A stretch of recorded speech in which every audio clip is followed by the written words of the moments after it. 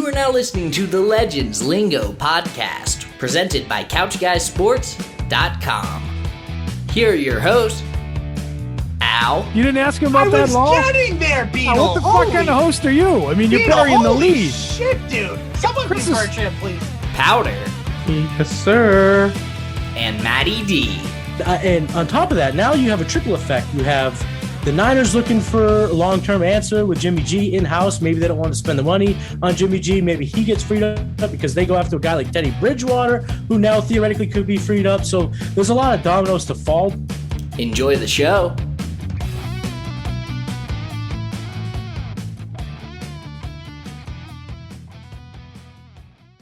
What's up, everybody, and welcome back to Legends Lingo, episode 117. I'm your host, Powder. I know it's a little weird having me be the host today. No, Al. He's on vacation with his girlfriend, which is well needed. Both of them teach full time. They both had April vacation lined up for each other, so good for them to get away for a week. I'm with you, as always, with our man, Matty D. Matty, how are you? Pretty good. If you guys are watching the video version, I got my visor on. We've had a string of nice weather days this week. So, when the nice weather comes out, the visor comes out. I love it. I love it. It's been so nice. I just went on a walk with my mom after dinner, and it was just perfect out. Beautiful. Absolutely beautiful. Yeah. So real quick, before we get into sports stuff and kind of the fun stuff, it's Tuesday, April 20th. And for those of you watching the world news, they saw that the jury came with a decision on the George Floyd trial. The Sherman, or however you say his last name. Chauvin, trial? I think it says. It doesn't really matter. Yeah. Scumbag. Trial, and he was found guilty. And we talked about this on Legends Lingo back last May when everything first happened. It was episode 71 called Continue the Conversation. And Fiesta, our old co-host, gave a great speech. And Al and I kind of gave our perspective from Fiesta is of mixed. I'm pretty sure he's of mixed race. I know he is black. So he gave his perspective, and a great perspective like that from someone who deals with it all the time, where Al and I are both white males, so we don't see it as much. So I just want to say, go and listen to that, and hopefully this is a change that the country's been needing for a long time. Hopefully this trial is just the beginning of that change. Yeah, I mean, it's tragic. It's tragic. Anytime a man or a woman has to lose their life to invoke change. Yeah. So, our thoughts and prayers go out to, the whole Floyd family. Because, even if the jury got it right, it doesn't bring him back. And, Exactly. there's still a family missing one of their family members. And that's just absolutely devastating. But, when the decision came out today, most people were pleasantly surprised, myself included. I mean, to be convicted on all three counts was something I guess I didn't necessarily see happening given, everything involved. But to see that happen was great. And I think you said it all. I think it's just good. It's maybe the start of a lot of positive change in this country. Exactly. Yep. And from what I saw in the news, everybody's peaceful outside in Minnesota, just being peaceful, celebrating the verdict. So hopefully it can stay peaceful and everything can just stay positive from now on. Definitely. Yep. So now Spread the on love. to now on to some, kind of the more fun stuff, the less serious stuff in sports. So The escape, obviously- right? The escape yeah, from the reality. escape. When all this stuff Exactly. out in the outside world gets so heavy, sports is a little bit of a escape from all that stuff. Exactly.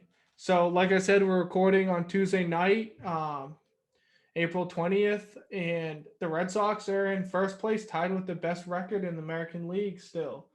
They just ended a 9-game winning streak last week, but still they went, since our last recording, they went 4-3, which is still, it's great. Yeah, it kind of stunk to see them get swept in that doubleheader against the White Sox. Game 1 definitely could have gone either way. The Red Sox were in it pretty much all game, but then Game 2, you kind of watching it, you could just feel they had no life in them.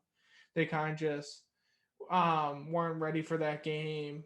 But then the last game against the White Sox, they came out against who I said was the Cy Young favorite for the American League, who I think is going to win it, Lucas Giolito, and they brought the bats early. A lot of home runs, a lot of big hits, and 11-4 win. And they're playing the Blue Jays right now. It's in the first inning, so hopefully they can get the Blue Jays series off on the right foot. So any thoughts on the past week since we last recorded?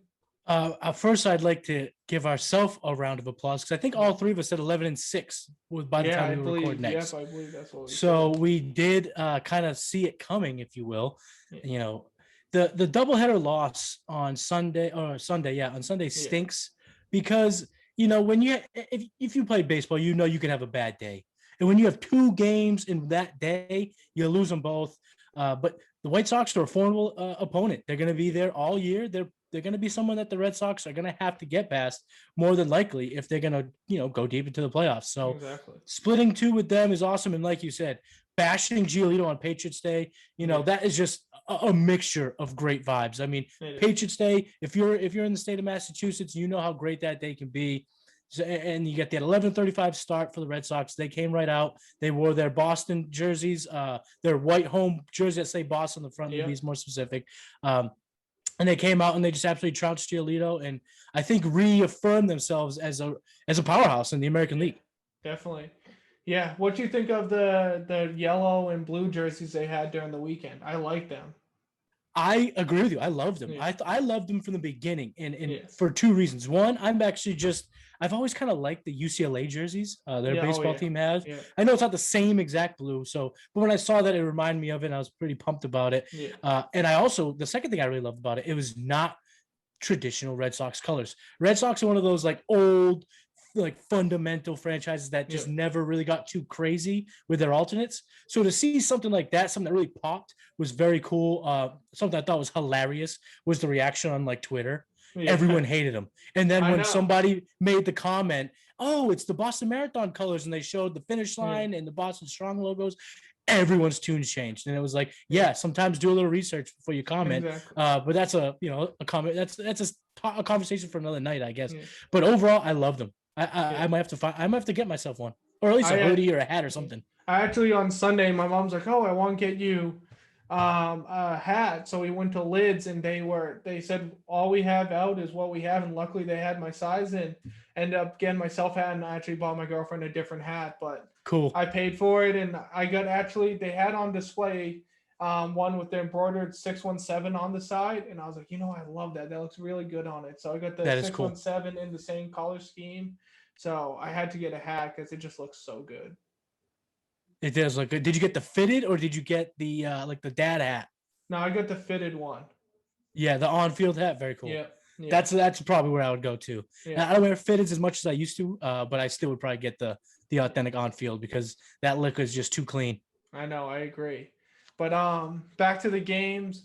Like we said, the Red Sox are playing the Blue Jays in a quick 2-game series at home starting today. Like I said, it's in the first inning right now, and Erod's actually on the mound, Agaro Rodriguez. So hopefully we can win that. And then actually we have the Mariners, who we all thought was going to be kind of like, oh, it's going to be an easy win. The Mariners are actually tied with the Red Sox for the best record in the AL right now. Yeah, I think we might have talked about this briefly on a previous episode about how tough their schedule was out of the gate. Yeah. And it's even proving to be even more difficult given the performance of the Seattle Mariners and the New York Mets. Yeah. The Mets pitching staff looks dynamite, and if they don't catch him on the right day, they're going to face a DeGrom or a Stroman or even a Taijuan Walker, which will present some issues for the Red Sox. And we'll see what they could do. I'm excited that they're challenged right out of the gate because I think that builds such momentum for them if they come out of April looking good. And this series starting tonight with the Blue Jays is, it's a real strong test for them. I know the Blue Jays have not really been so great so far, 7-9. Some of their superstars are kind of stumbling out of the gate. Kevin Biggio being one of them, but they still got Vladdy G, who's hotter than a pistol right now. And Erod's going to come out and he's going to have to pitch well. And I think it's a good test for him. And also shout out to Erod. It's his first game in Fenway in almost 19 months. He didn't pitch last year. So it's his first start back in Fenway since the COVID and the heart issue. So I imagine the nerves are high for him. And, in the early going, you were very early in this game right now that we're watching, and he's doing a good job. And I hope he keeps it up because, the Sox will go as far as pitchers like Eovaldi and Erod go. And Eovaldi has been great. He came out and out-dueled Giolito on Sunday, which, I'm not going to sit here and say he's better than Giolito, not even close. Like you said earlier in the show, Giolito is a favorite for the American League Cy Young. But the fact that he was able to come out, outduel him, get 10 Ks that game, great. It's a great sign for them. And I love what I'm seeing out of the Boston Red Sox. Fun fact too, I think last week, MLB, I think it was MLB.com or MLB Network put out their power rankings. Have you seen these? MLB, yeah, it was MLB.com. Like it was the MLB official power rankings. Right, and last week they had the Yankees ahead of them when the Yankees stunk out of the gate. Now this week they are where I think they should be, right? Yeah. So I actually was reading that because I tweeted about it last week when it came out that the Red Sox were 20th in power rankings in the middle of their 9-game winning streak, and I was like, really, 20th? So then I read up when they got released. It was yesterday? I think they get released every Monday. And it said the Red Sox had the highest jump in the history of their power rankings. And I forget how long they've been doing it, but they went up 17 spots to number 3, where I don't think they'll stay at number 3. I think they are a top 10 team. I think they'll be more like a 5 to 7 range, but seeing them jump that high and finally people recognizing that they're a legit threat is good. Then seeing the Yankees drop, I think they dropped out of the top 10. So and they should. The Yankees have been absolutely dreadful to start the year. Their defense has been a major issue. Their offense has yet to get going, and their pitching staff, which we all thought would be mediocre at best, is proving to be. I mean, even when they lose a game that Garrett Cole pitches, they're screwed for the next 4 days. Exactly. Because now so to see them drop makes sense. After him. Yeah. Exactly. Yeah. And, Tyone's pitching good tonight as we're recording, but we'll see where he goes. It stinks because I still have to secretly go, oh, James Tyone, I am rooting for you, given everything you've been through. Everyone says he's a great guy and he's fought through so much. So I am secretly rooting for him, but not when he's wearing pinstripes. Exactly. And kind of go off your point about coming out the gates hot if you do well. If we remember 2019, the Red Sox started, 3-11 or whatever it was? Right. Just you could tell the whole season was going to be bad because the way they started, and kind of the schedule was obviously a little different because they're on a West Coast road trip to start the year, and this they're kind of staying more on the East Coast. But still, they had a very tough schedule to begin the year in 2019. They got off to a slow start and they just never recovered. But like you said a little while ago, if they can stay hot, they can keep this momentum all year. As much as people say games in April don't matter, they truly do, because if you can get hot early, then you can stay hot all season long. Yeah, that's a fantastic point you bring up about 2019, because if you can remember, that stumble was kind of the issue. They just never recovered. Yeah. They just continued to peter and fall, and it just didn't work for them. And this year, even in spring training, they came out. They didn't necessarily win every game, but they were competitive. They looked fun. They looked energetic. They had a lot of passion behind their play, and it's translated.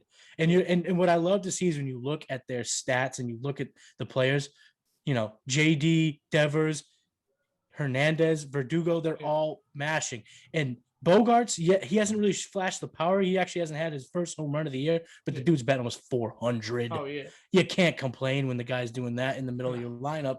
And I just, I love seeing what they're doing. And I think that they're for real. I think we all kind of gave him a little bit of more props than other shows, but it's been great. Yep. And I can't wait to see that first Dahlback bomb once he finally gets started. What are your thoughts on Dahlback? I think he's going to be good. I just everybody you hear says he's a strikeout or home run guy, but I think he's hitting fine. He's perfect for that low of the order type of guy, because if he gets hot, all of a sudden you're going to have a guy who can pop 30 easily in the 8-9 hole, wherever he's hitting. And all of a sudden now your lineup is like a Dodgers. Obviously it's not maybe as talented as a Dodgers lineup, but it becomes one of those lineups where 1 through 9, like there's no easy, you don't have 3 straight people where you can say, okay, if we can set up to have them have these 3 guys in a big inning, we'll get Elvin, there's no problem. It would be a lineup that maybe this guy's cold, but the next guy after him is hot. So if you can get Dahlback going, I think it's going to be a very good hitter in that lineup. So true. And I got to be honest, when that dude's at the plate, he looks the part. Oh, the dude just got the sweet stance. He's got the elbow guard, the nice fit on. He looks like someone who should mash. And given his skill set, we could be recording next Tuesday and the guy could have 5 home runs. Oh, exactly. Could have 0 and a whole bunch of strikeouts, but I guess that comes with it. I have another question for you though, Powder. Do you think that they make a change given the guys that they have in AAA that they could bring up? Do you think his leash gets tighter and tighter as the slump continues? Yeah, I definitely think obviously you have Chavis in the minors who can play first base, and he's a guy who spring training you saw he wanted it, and he's a guy who I think given the opportunity, even though obviously he's probably not the happiest camper with the Red Sox right now, but I think if he's given the opportunity, he's the type of guy to say, you know what, I'm going to show everybody that I can do this, and maybe Chavis sees it as an opportunity, maybe to get traded out Boston if the Red Sox truly don't want him anymore, but he will do whatever he can to prove it. If he's given the opportunity, if Dahlbeck keeps struggling, if Chavis gets up there, I think he'll be one of the best hitters on the team because, like I just said, he'll want to prove something.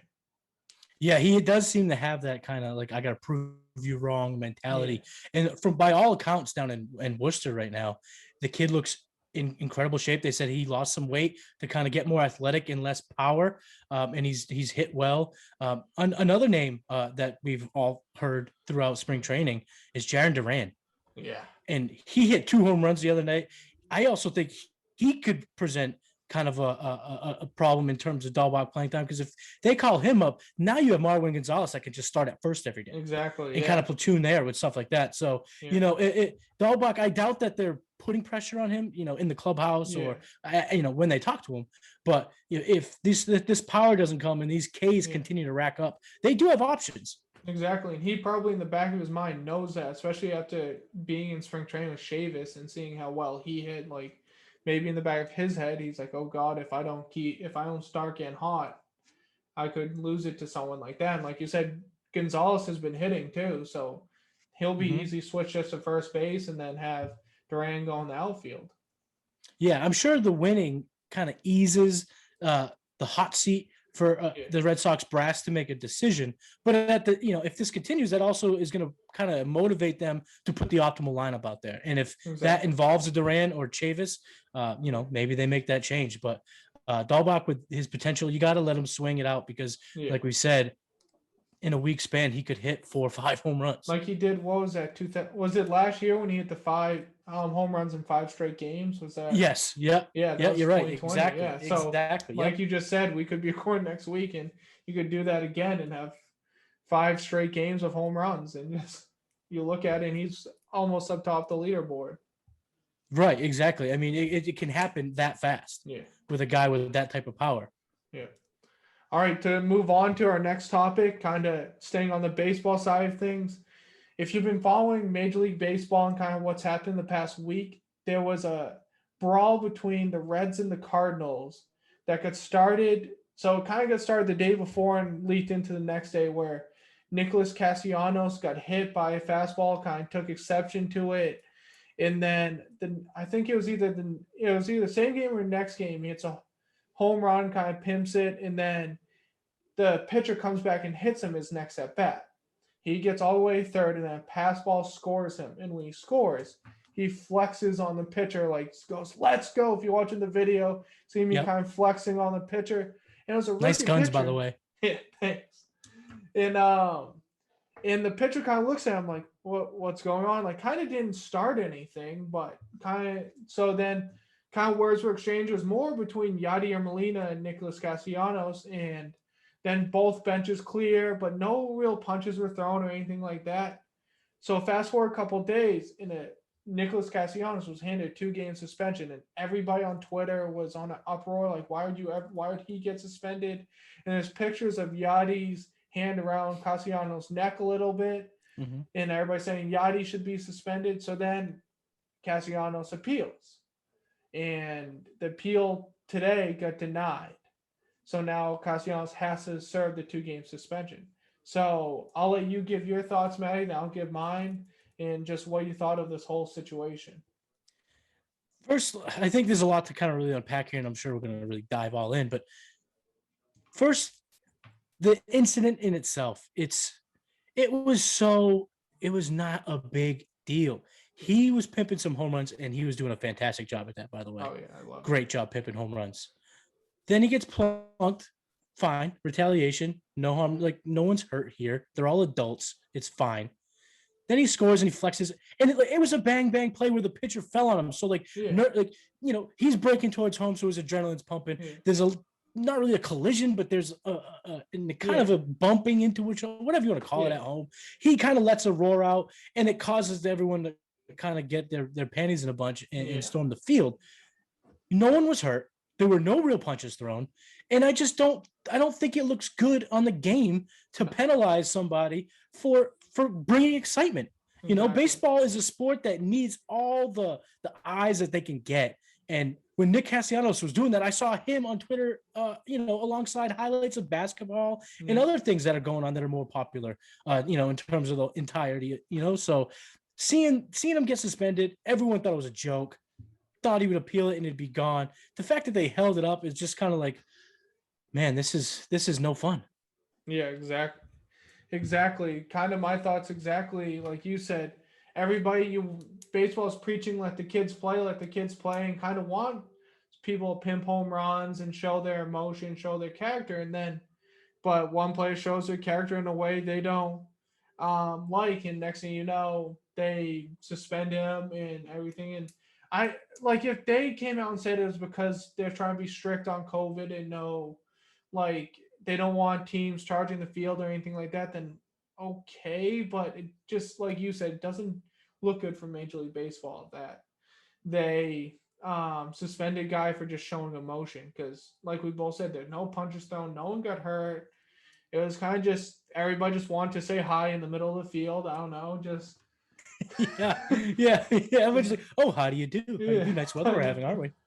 Yeah, but so yeah, I hope that we don't see a lot of stuff like that going forward, because you want to see a guy like Castellanos show his emotion, especially for a team like the Reds. Obviously, the people like us who love baseball know the Reds are a good team. They have good offense, but they're not like a Red Sox or a Dodgers or a Yankees, a big market team where everybody knows them, and just your average Joe will know who like Nicolas Castellanos is. Like you want everybody to know who the guys are in different teams all around the league. Like I know I have MLB TV and I'm watching every game I can, but the regular fan isn't. And we keep saying we want to grow the game so people watch those late night games and stuff like that are out of market for them. So this is something where if you suspend them, then people are going to be turned away from it.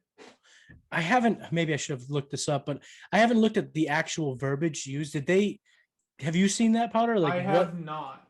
Yeah. So I'm wondering if it's a COVID thing. I also wonder if it's like inciting a benches clearing incident caused them to panic. But I think that's just it's just kind of a goofy thing, because if a team wants to react, it's not, it could be such a delicate thing in terms of a benches clearing incident or not.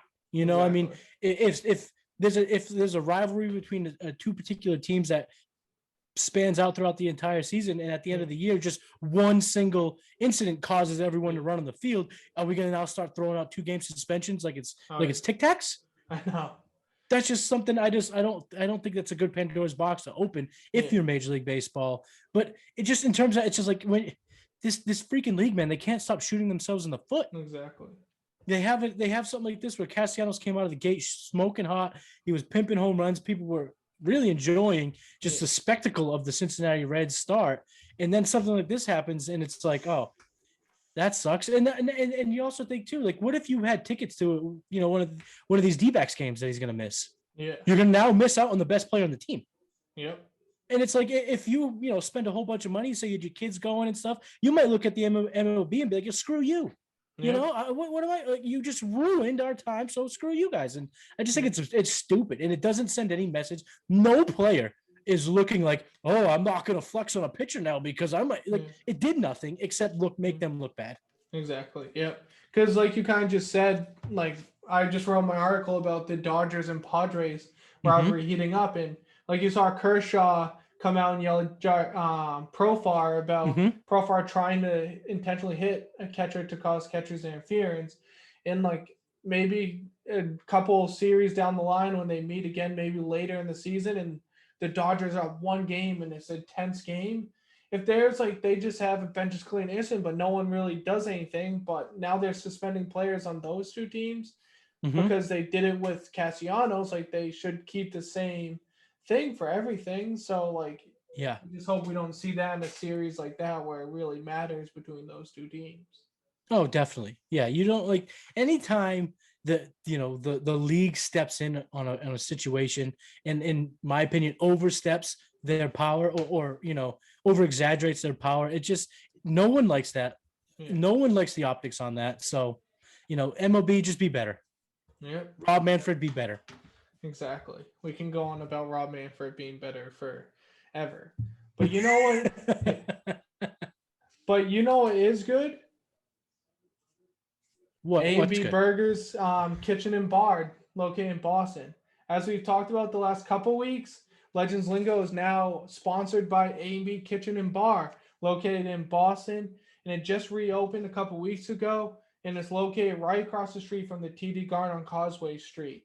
If you're looking for the newest spot in a little bit elevated take on a traditional New England pub menu with freshly made in-house dishes like chicken pot pie and meatloaf with organically raised beef and local clams and sausage, and with draft beers from local breweries such as Notch Beer and Lord Hobo.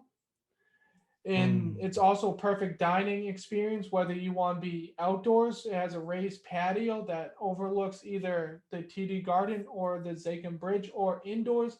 They have 32 feet of open garage doors along Causeway Street and 16 feet of garage doors along Beverly Street. So if you want to sit inside but still have that outside feel, you can sit right alongside those garage doors while it's open. A night like tonight must be perfect down there with the air just feeling perfect.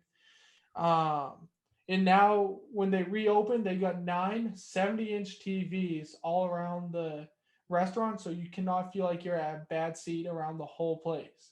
So if you want to catch a game, like right now, all the Red Sox are playing. If you want to get something to eat in Boston, but you can't get tickets to the game, or even when the Bruins or Celtics are playing at the Garden, if you can't get tickets, you can be right across the street, get the same atmosphere, and just have a good meal and actually sit down and enjoy food and drinks instead of being at the game and stuffed in a arena.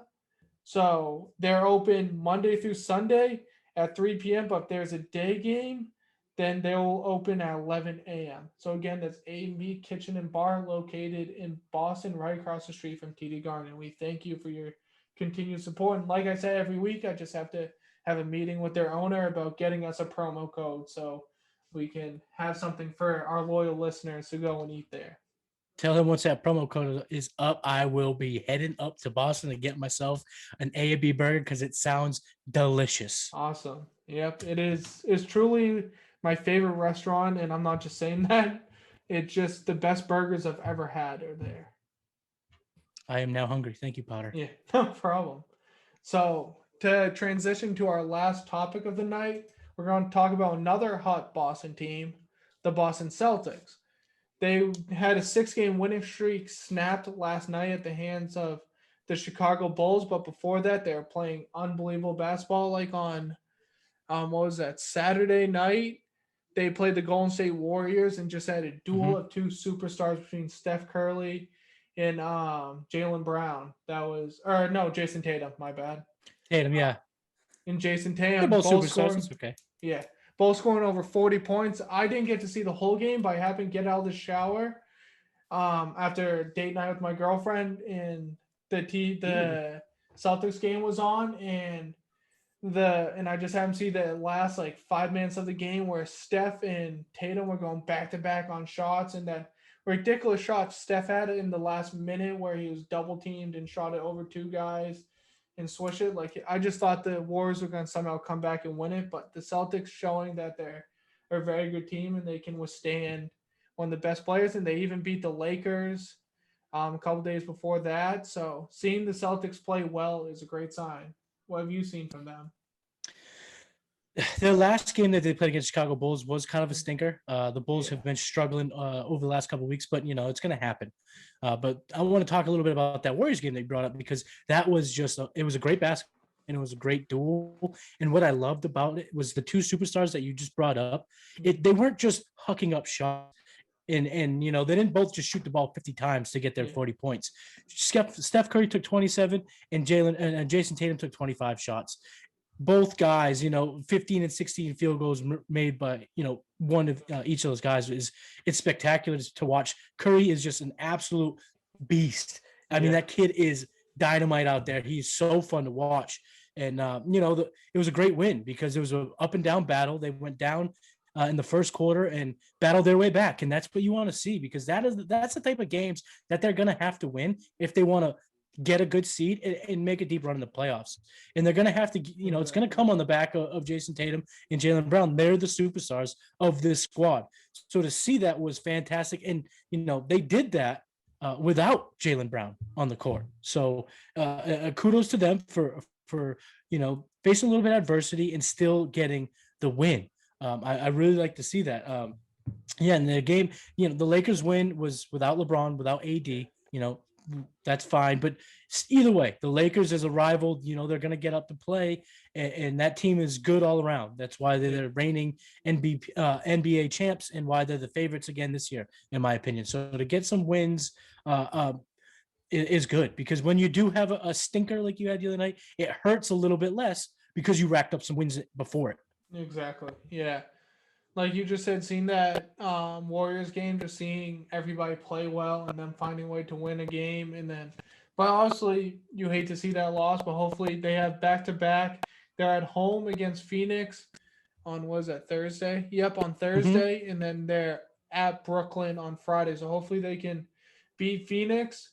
And then the Brooklyn game is going to be a tough game because obviously Brooklyn right now looks to be the best team maybe in the whole NBA.